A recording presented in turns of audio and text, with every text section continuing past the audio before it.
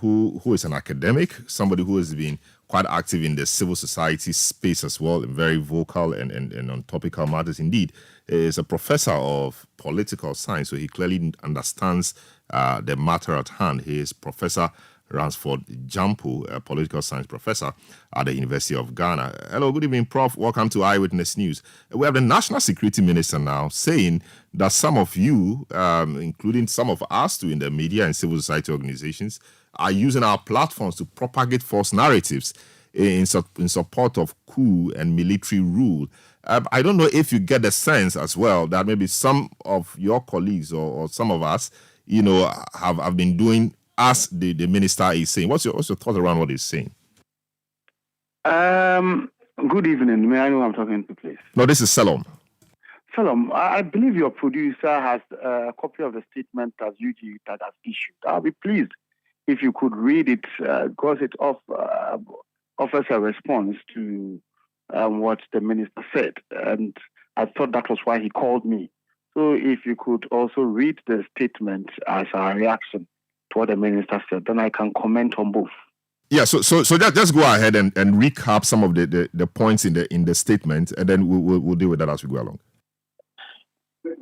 Essentially, we noted with concern some of the comments purportedly made by the Honorable Minister, who said that some identifiable individuals in academia, and we believe including our members, civil society and the media, are leveraging on their influence in society to incite coup, to destabilize the country through spreading of misinformation or disinformation. I mean, those kinds of things that he said. But in the statement, we took serious exception to the minister's statement, and we condemned it also in no uncertain terms, because it has a tendency to gag the expression of dissenting opinion on what government does with the fiduciary trust reposed in it by the people. It has also the tendency to prevent individuals from exercising their fundamental right to free speech.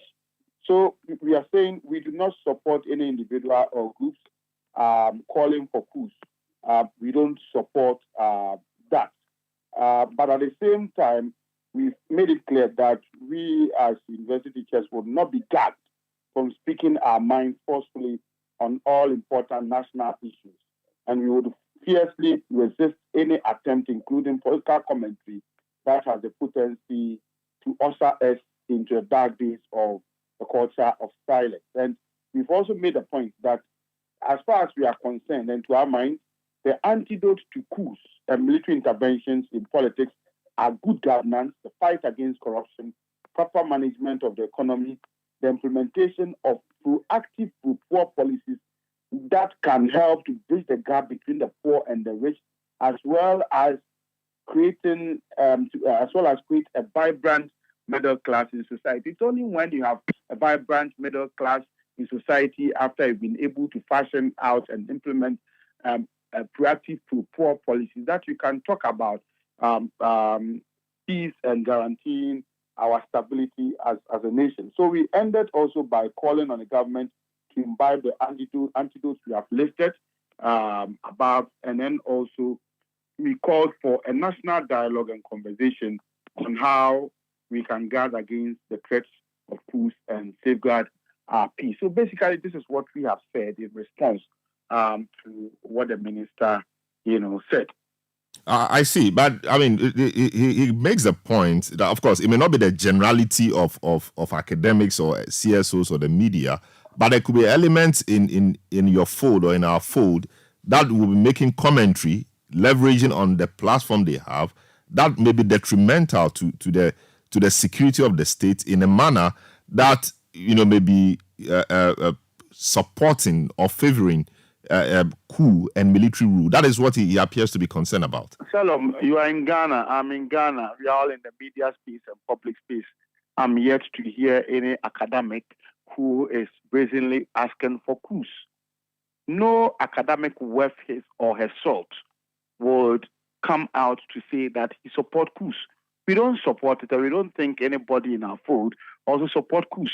But we would always highlight some of the things that happens in our body politic that creates the kind of praetorian situation for the military to want to strike. We have to bring them out so that if a government is serious and a government really want to nip in the bud the threats of coups, it will address those variables so that we wouldn't get to a situation where the military would want to strike. Nobody wants. I mean, if you studied the history of Ghanaian politics and you know the kinds of things that happen to everybody when there is military coup, coups will be the last thing that you wish for in a country. But that doesn't mean that when we are seeing the variables and the kinds of things that are happening that are always used as a basis for the military to strike, if you see them happening, it doesn't mean we wouldn't talk about them. And so if highlighting and drawing attention to these things amounts to inciting a coup, then it appears that we are trying to rather be highlighting the symptoms of the problem rather than tackling, the real challenges confronting us as a country. So we call on government that the best antidote to military interventions and threat of coups is good governance. If you govern well, they say when they are selling headache medicine, the crab will go to sleep. If you know you may have governed well, your country, and so when there are threats of coups, you would sleep because you know that nobody in our part of the world will support coups. But we have failed to bridge the gap between the poor and the rich. Those who have, they have. Those who do not have, they don't have. And those who have are still looting and stealing state coffers. And while they do that, they would also ask the poor to continue to tighten the belts while they will eat, and then their bellies will be full, and then they will lose in theirs. If you do this, then you are creating that kind of praetorian situation that would want people to offer support to whatever would happen to ensure that their lot is also improved. And when soldiers also believe that people would offer that kind of support because of the hardships that they are going through, then it gives them the license or the opportunity to want to strike. But we do not support coups, and so that's why we are calling on government that, look, enough about the knee-jerk reaction and the threats and how the shivers are sent down the spines of people in top echelons of power. Enough of that. Let us begin to address the fundamental concerns and the fundamental variables that are often used as a basis for the military to want to strike. I think that is what we are asking for. I see. So, very well. So, I mean, one of the things, or others have said some of the things that led to the coup, for example, in Gabon, I mean, apart from all the things that you've listed now and even in your statement, has to do with expression, allowing people to freely express themselves. And in Gabon, we saw that the regime, gagged people on social media, or they restricted access to social media, etc., or banned social media altogether.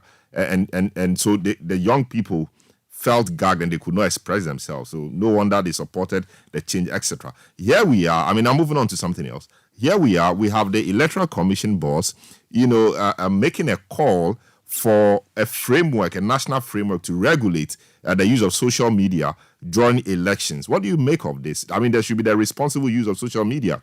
I think that is what she's referring to. But you think there should be a national framework that will seek to regulate the use of the platform or the media, social media, during elections?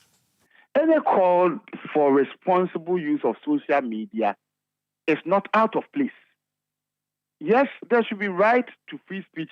We should express ourselves freely. But you see, people should not also be encouraged to hide behind the facelessness of social media, to spew garbage and to create unnecessary fear and panic. I favor freedom of expression, but freedom of expression must be exercised in a responsive manner, in a way that would not jeopardize our peace and tranquility.